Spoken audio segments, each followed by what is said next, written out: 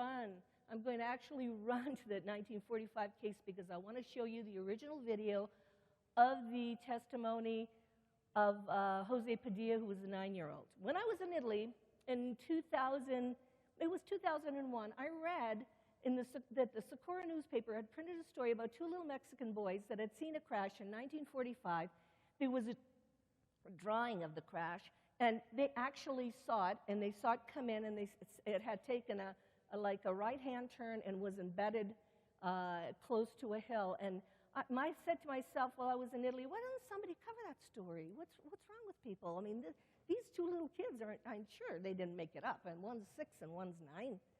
And so, you know, this is serendipitously or coincidentally, in 2009, I became aware of Remy Baca, with whom I was sitting. There's Remy Baca. And he talked to me for 2 years on the phone before he told me the exact details of the story. They have to gain your trust. Thank God, because he just died June 12th of this year. And what happened was, I was so taken by the story that I flew James Fox up to Gig Harbor, Washington, where he was living. And I said, James, get him on camera, please. James Fox is a documentary maker, very good, out of the blue. And I know what I saw, and he's always on Larry King Live. Now, he happened to be in Boulder because his sister was ill, so he was there for 3 months. I said, do me this favor. So he did it. He took the film footage that you will see, and he handed it all over to me. This is not a commercial product. This is for you. This is for the general public. So God bless him. Remy just died. Remy is the 6-year-old that was present during this. Now, this has to do with the atomic bomb. This has to do with nuclear, and I put Robert Salas's picture there because there are some people that are using this because they know that some of the reasons why we had the visitation, especially in New Mexico, have to do with the children discovered the matches. We changed paradigm. We became dangerous to interdimensional travelers. We became dangerous to ourselves. I heard Stephen say yesterday 200. Why do we need 200 each bumped? Why do we need that many? I know the French did 800 because there's an interview in one of my books of Guy Andronique. He came to my house and told me that he was part of a French 800 on the island of Fangatofa in the Bikini Atoll, and he told me about the UFO flyovers. He told me about that. That was the time they came in and stole everything out of my apartment, including the film footage in Rome. So I had to get him a second time, which I did. The thing is that you have to understand that they're not on vacation. These people could go to the Caribbean, and I call them people, because we got to get a clue here. They're not all little grays running around. They are, whoever's visiting us, and Clifford Stone said 57 different races. They're categorized in the Pentagon. Colonel Corso told me 52 are here for a reason. This is from the Owl Barn Cafe, which is near in San Antonio, which is about 30 miles from the Trinity site. Now, you know what's interesting about this? Because when you go to Trinity site, here's a quote from Oppenheimer that says, and it's sad, it says that he had began with the detonation of the world's first atomic bomb at Trinity site, July 16, 1945. The site may be named Trinity by J. Robert Oppenheimer, director of the Los Alamos Nuclear Physics Laboratory, who said, at the blast, now I have become death, the destroyer of worlds, quoting the Bhagavad Gita. The detonation of the bomb marked the culmination of the Manhattan Project. Now, the death, it says here, the destroyer of worlds, plural, not the destroyer of planet Earth. Okay, so I noticed that because he was really plugged in. So let's go to 1945. So I got to talk to Remy for 2 years. It always takes 2 to 3 years for me to do any story because I have to go see the people. I went down to San Antonio 3 times on my own dime. I went up to Gig Harbor to visit him once. I sent James Fox, I sent John Rayo. I sent Jaime Maussan up there because I want the story to come out. This is history. Remy Baca was 7 years old, and he was 6 years old, and here's Jose Padilla, 9 years old. And this is the White Sands and where the scientists were. But what's important is, I'm showing you the map where San Antonio. It's not Texas, it's New Mexico. Okay, this is where it is, the location of it. It says here the mileage chart, Trinity site, San Antonio, ground zero. So Remy did write a book. I think you said the book is, and you can get it, I think, still online, Born on the Edge of, I think, Born on Ground Zero at the Edge of Area 51, something like that. It's just a title like that. So what happened was that I had been trying for the longest time to get to go see the site. The story is like this. There are two little boys on horseback. The father of Jose Padilla says, go out and look for a cow that's calving, but these cows were special. These cows, I think, came from I think he said they came from Spain, and they were a special kind of cow where they wanted to check where they were on the Padilla property. Now, the Padilla property is leased from the Bureau of Land Management, 100 acres, so it's big. And the two little boys found the cow and they found the calf, but there was a big thunderstorm. Does that sound familiar? Thunder, lightning. Same thing happened at Roswell. Big thunderstorm, and they had to go and stay undercover in a cave, or they said cliff overhang. And while they're doing that, they witness a craft that comes in right in front of them, takes out a radar tower, and takes a right-hand turn in and stops. And where that craft stops, all the mesquite and all the brush is burning. It's burning pretty bad. They said it was burning our eyes. It was, there was mesquite and underbrush. But they're curious because they thought it was a plane. These are two kids that had never seen television, don't know UFOs, don't know anything. And they walk down, and they're curious kids. And so Jose takes his binoculars, he looks, and this is what he sees. And he'll tell you this in person because Paola Harris is not the witness. Jose is, and that's what's important. He says, we saw these three creatures sliding back and forth. And he says sliding because evidently they weren't walking like they seemed to be gliding back and forth. And he said, and they made a high-pitched sound like when you go to kill a rabbit, he said. That's high squeal. And I don't know what that's like, but a lot of people do. And so Jose said, well, I thought they were hurt because I heard this loud squeal, but Remy starts to cry. And because Jose was ready to go in and help him. And I said, what they look like? He said, they were children. He said, they look like children. He said, except they look like mantis, big eyes that look like insect eyes, and arms that were very long. And he said, but they were the size of us. They were size of children. And he said, I was going to go, but when Remy started to cry, he says, we got back on our horses, we went back to the ranch, we told his dad, Jose's father, who got the sheriff, and the sheriff's name is Sheriff Apodaca. And in Remy's book, he will name the people that he remembers, like Sheriff Apodaca. Now remember, this is very close to Socorro, the Lonnie Zamora case.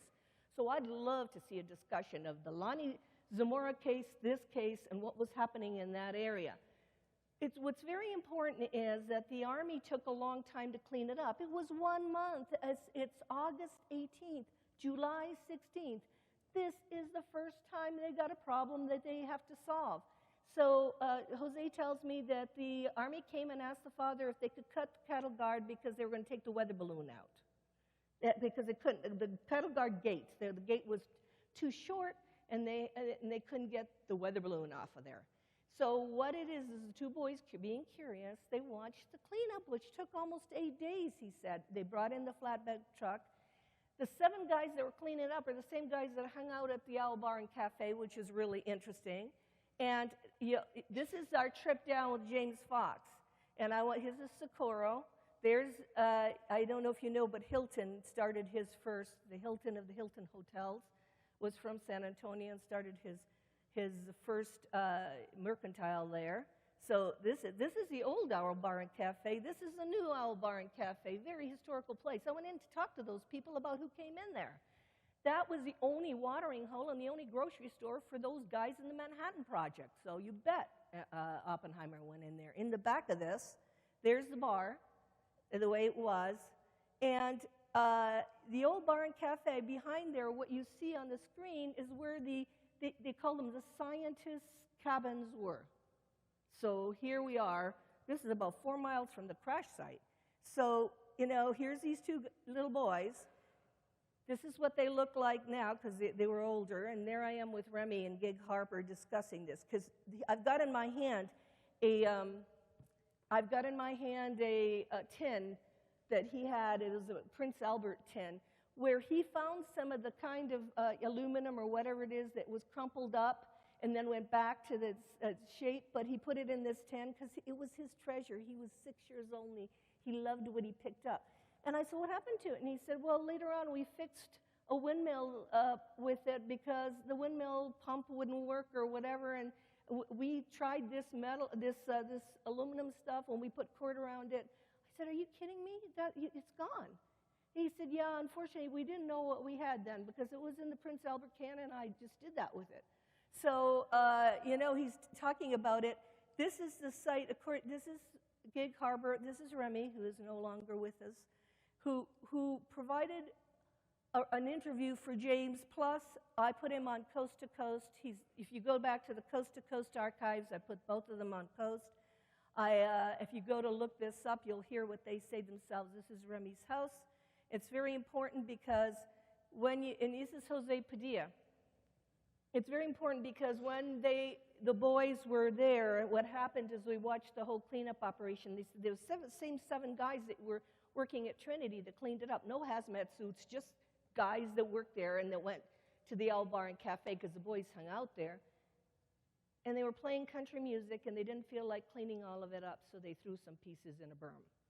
They threw some pieces in a kind of a ditch, and the boys watched that. So they knew that there were pieces out there.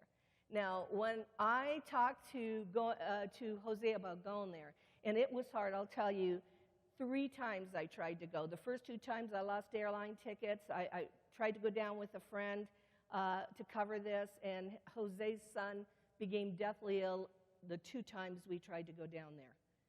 And so I said to James Fox, let's not say we're going. Let's get in a truck.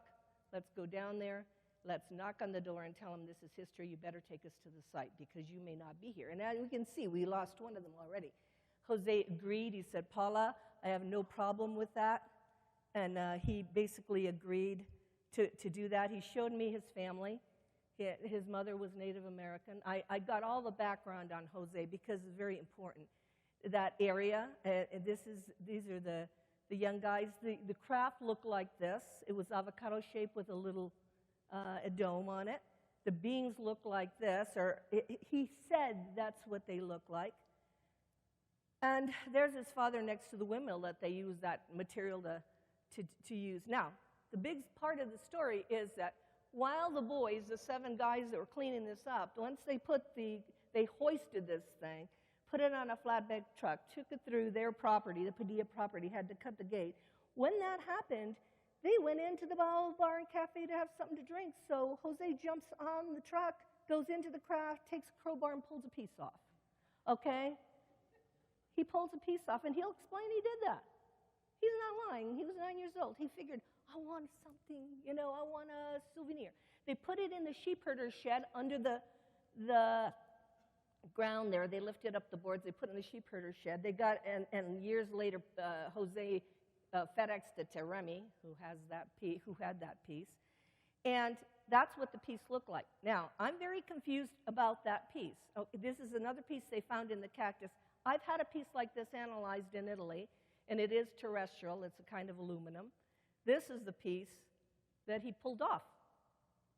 And I'm going, okay, that looks very terrestrial.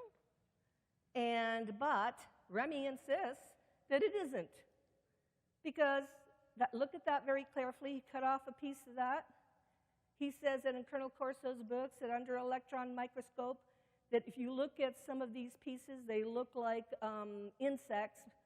It says here, squashed insects with hundreds of legs spread out. Well, that's what the electron microscope showed for this piece. My theory, this is opinion, is that it was a lever, our stuff, that they put inside the craft that they pulled off. However, we won't know. And this is the crash site for the first time seen, and you see that big circle? I'll enhance it for you. I'll enhance it for you in the middle, the ground, nothing grows. There's little flowers around it. So you'll see that on the video. I got some pieces, too, while we were there. They are being analyzed at the University of Siena in Italy. I cut a piece off. Very strange looking, but I have to do it. So responsible media coverage is the key to disclosure. I really think it's important to open our eyes to the messages these cultures are visiting us. Near ground zero, I'm rushing at the end because I'm going to show you the video that James Fox and I did. James is a very close friend. He just did the interview with the big camera of a historical event with the one remaining witness who was there because he filmed Remy Baca up in Gig Harbor. We have to step up to the plate to talk about this and get these witnesses while they're still alive. I really believe that because whatever happens, and these two little kids aren't lying. They saw this, and they know they saw the beings, and they can't find the other people around that because you look at the timeline at 68 years ago, you want to add 20 years to that, they would be in their 90s. The problem is they don't talk until the end of their life, a lot of these people. So we need to establish a new worldview to look at an inhabited universe. The last slide is a conference that I am sponsoring up in Chicago, Illinois, with the help of MUFON Sam Moranto, May 2nd through 4th, talking about the O'Hare case, where we're going to talk about not only the radar reports, but witnesses, and it's only media. It's Lee Spiegel of the Huffington Post, former CNN anchor Cheryl Jones, James Fox, and we will discuss how the media treats these things. So I want, on my table there's some postcards because I want to do dialogue. I really do. Now if we can just put the DVD in, my part that I'm really thrilled about is you're going to get to see the real witness on location in the real place tell the real story. And that has nothing to do with me. That has to do with my being able to record this for 200 to 300 years from now when hopefully your grandchildren will go to the university, try to do a research paper and get the original source. And the only reason I say that is as a teacher, I would never give an A to anybody who did internet research. I'm sorry. You need to go to original source material, what the actual person said and not what you think. And so what happens is that when I go on Facebook, I often put opinion is not research. Because we get these pictures and they go hoax. Like, oh yeah, that's your opinion. Did you analyze the photo? Did you talk? By the way, as far as analysis of photos, you also have to talk to the witness. It's not just analyzing the photo, because if that person saw that thing, it's important. It's important. So shall we just go ahead and run the film? So this is the first time this has ever been shown, so this is for you. Area over there.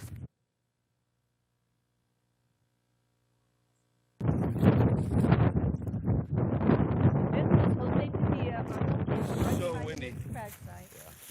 Maybe you should. Okay, so can you just maybe talk a little bit about what you saw? The size of the craft, where the position was.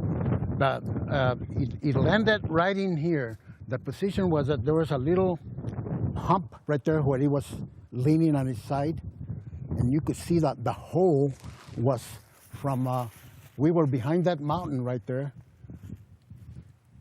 looking up this way, and the hole was facing up, I say the west, and that's where we seen these little creatures running back and forth, you know. How close did you get to the craft when it crashed? From that mountain right there? So this little one? Yeah. Mm-hmm. Okay. Right behind there, the brush was pretty high there, you know. And there used to be cactus trees. It changed, you know, in the years, you know. Right.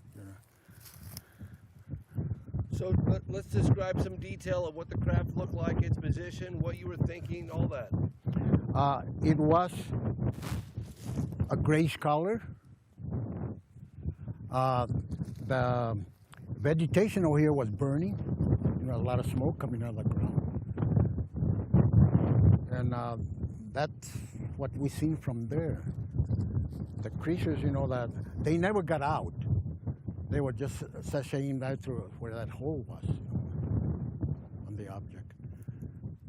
And we stayed here for quite a while, and after that, you know, I was going to tell Remy. I told Remy I wanted to go there and help it because they were hurting. And he says, no, he says, we better get home.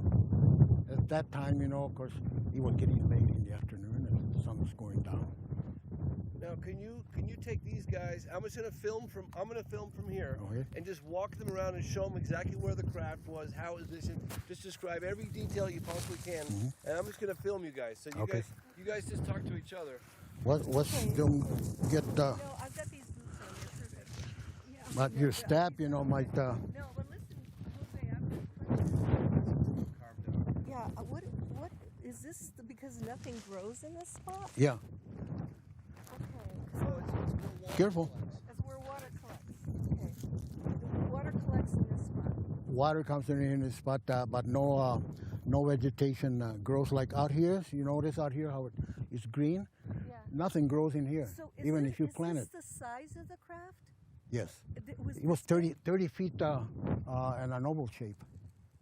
Because this is more than 30 feet. Just gives a scale of how big it was. Yeah. No, I was going to see that it must have been this big. Well, it rested right here. Okay. It rested right here because when they built that L frame, the truck was parked right in here. Okay. They loaded it on, Yeah. and they took it out from here. So the L frame was over there. Yeah, it was right in here. The L frame. Okay, now where did the soldiers put the pieces that they were cleaning up? Okay, there was a crevice down in here that led into that bunch of dirt right there, and I'll show you how the other side is, Okay. where they pushed. Do the thing. They pushed all that because this wasn't there before.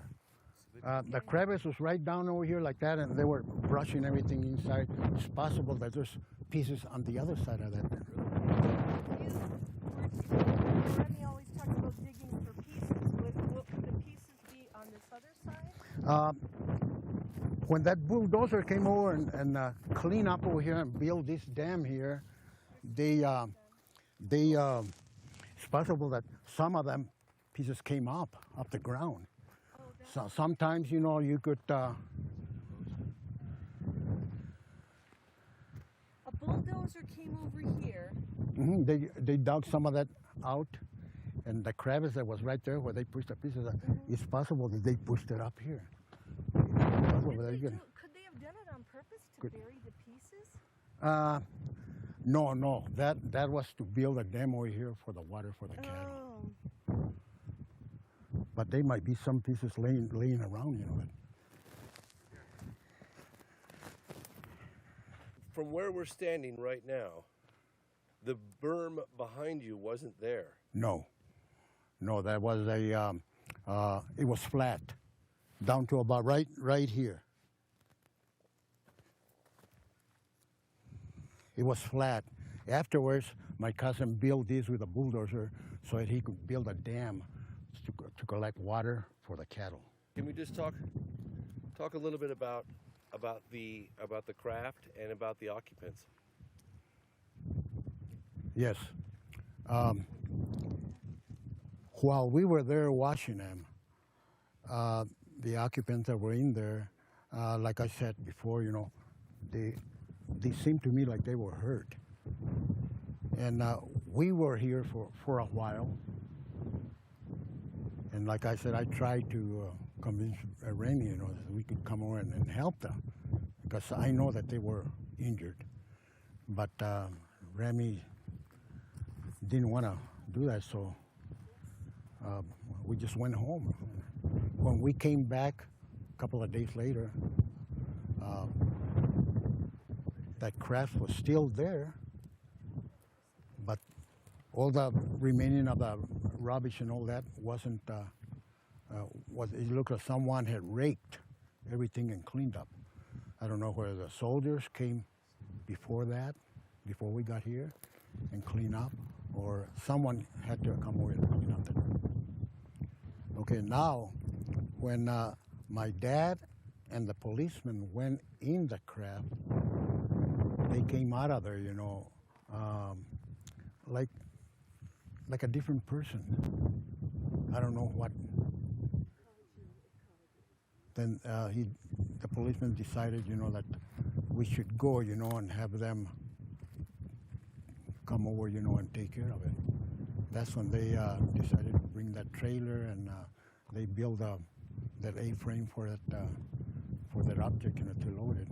But that object sat over here since 18th until the 26th. It was the 26th, about or later than this, that we seen the soldiers get on the jeep where that old highway is, I mean the old road, and they took off and no one stood here. That's when we decided to come down, you know, and see what was in there. That's when I took that part out.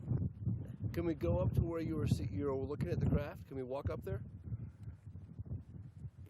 Oh, it's a long ways, but we can do it. I think we should. Right.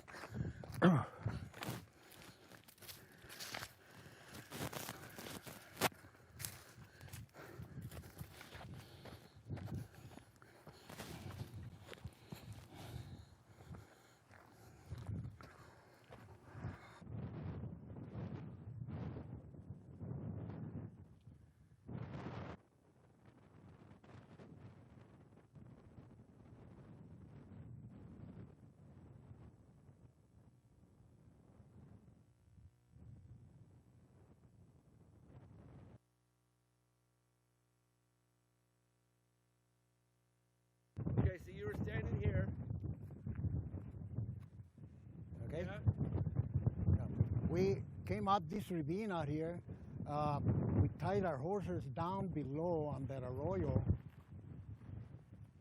Then from there we walked up here. This was a big, huge mesquite. And here's where we were looking through the binoculars down below where that crab.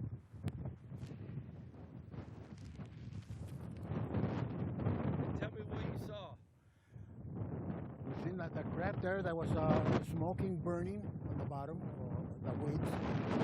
And that's where I seen through the binoculars that the three creatures were sashaying back and forth through the hole. But that hole was visible from here, on this side. And tell me, explain once again why we have the wind has died down. So you came from where? Show me. What's that? Show me where you came from. We came from this ravine out here, on the east.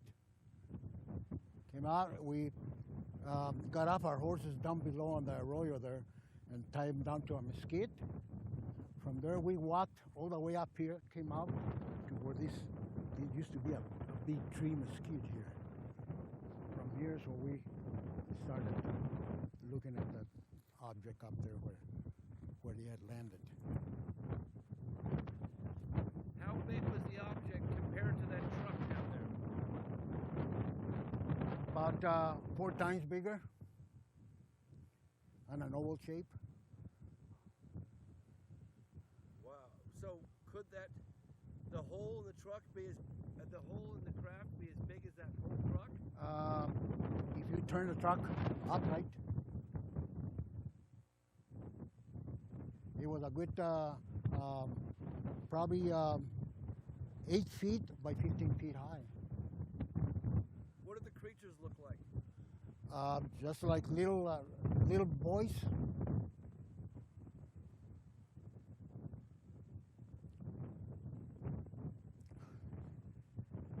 Can you give me any more description? Um, Color or skin? there was a grayish color, light grayish color. Their arms were long, and I noticed that they had 4 fingers only on each hand. They didn't have no ears, unless they were wearing a tight uniform.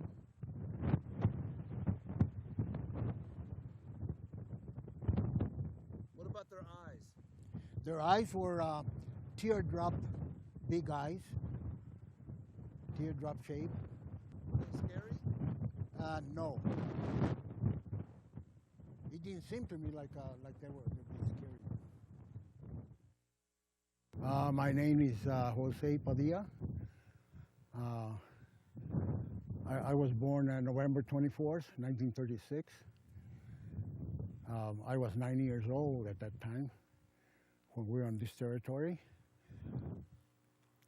We were looking for a cow that was going to calve. Could you take your glasses off, or do you need them?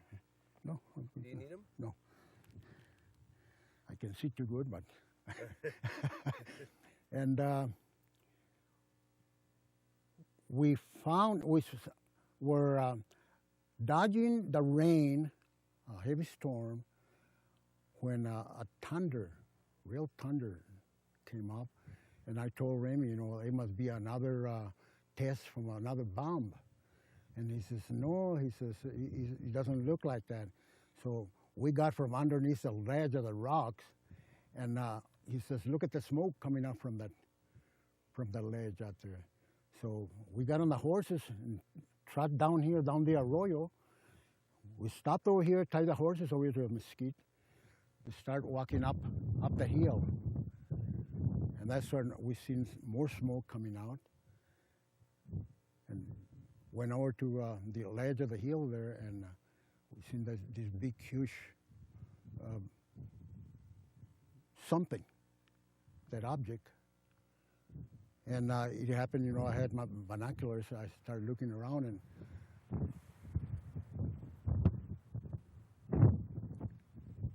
through a hole of it, I seen that these three creatures were sashaying back and forth. Describe to me what the object looked like, and roughly how far away, the color, the shape, everything. Okay, that sheep or craft, whatever you want to call it, was about, I say, in measuring on footsteps, it might have been about 30 feet long on an oval shape, and almost higher than the rafters on a house. Now, the rafters on a house are usually 15 feet. Okay, so you're looking at this object. What was the shape? It was shaped on an oval shape. Okay. The colors was like a grayish. So you're looking at this object. What are you thinking? Thinking, what is it, And afterwards, when we seen these creatures running back and forth, I wasn't scared. Remy was scared. He wanted to get out of there, and I told him, "Look, just little people there running back and forth, and they're squeaking like a rabbit." And I started thinking, are they animals or what, But after that, I said, well, let's go in there, and help them. Maybe they're hurt, Which I was pretty sure that they were injured. That's why they were running back and forth squealing. And then he says, no. He says, well, we better get home, Afterwards, he says, you go ahead and go. He says, I'm going to go on the horse and take off. That's when then he started crying. And we just got back on the horses and took off. Went home, told my dad about it. And he says, we'll wait a couple of days, we'll go and check it out. Did your dad believe you? At first he didn't. But then when I told him, we seen that, then he started realizing, that we seen something that, so he took off at work that day, and this policeman came over, and gave him a ride over here, and we got on our pickup truck, Remy and I, and we drove. When we drove down where that turn was right there, that was real dangerous, we couldn't see nothing. But it looked like someone had pushed rubbish and all that on top of it, where you couldn't see it. Then the sun started shining up. That's when we started looking at the big object that was laying there. But someone had swept the ground with something and cleaned up everything that was there. That was there when we left it, the day and a half. Can you describe to me in better detail how you saw these kids, as you described them, these children, or whatever they were, how the gash, I guess it was an opening in the... There was a gash on that ship that was ripped, like, for example, a panel Yeah. that was ripped off. Grab a rock, for instance. If you could show me, if it was something like this, just show me, you know, describe to me, show me with your hands how the object was on the ground. Can you put it down to the ground? What angle you saw it at, where the gash was, all that. Can you show me? The object was sitting that way. The gash was on this side right here. We're looking at these guys. Describe to me what they look like, color, their skin, their eyes. They were bull-headed, slang eyes, teardrop eyes, no ears, unless they had a coating of something on it. And I noticed that their shoulders were kind of narrow, but had long arms. And what surprised me that they had 4 fingers. Only 4 fingers. Only 4 fingers on each hand. Long arms. Yeah, long arms, longer than probably longer than what a monkey would have. Were they naked? They didn't show no sign of genitals or anything. You know, it's just like it seemed like it was like a tight uniform, or if that was their skin.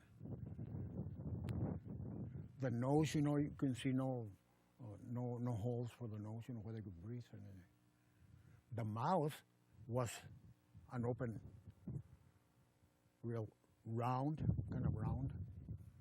Okay, and then what were they doing?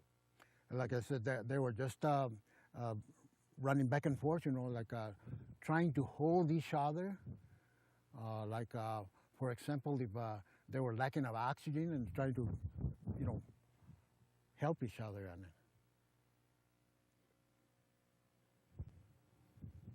What did you think to yourself when you saw them? What were you thinking? I wasn't thinking. I was just surprised, you know, that it's a shock. I was just surprised to see anything like that we had never seen anything on our lives, not even on pictures. Pictures never showed anything of UFOs or anything like that. And to me, when they stand up and they're going back and forth, to me, when I look at it without looking at it through the binoculars, they remind me of a fire ant standing up. The way that their head was, you know, and the shoulders and all that, you know. What do you say to someone who says you're making this whole story up for attention? How do you respond to that? Well, I would ask them, you know, if they were there, and if they weren't, you know, I was.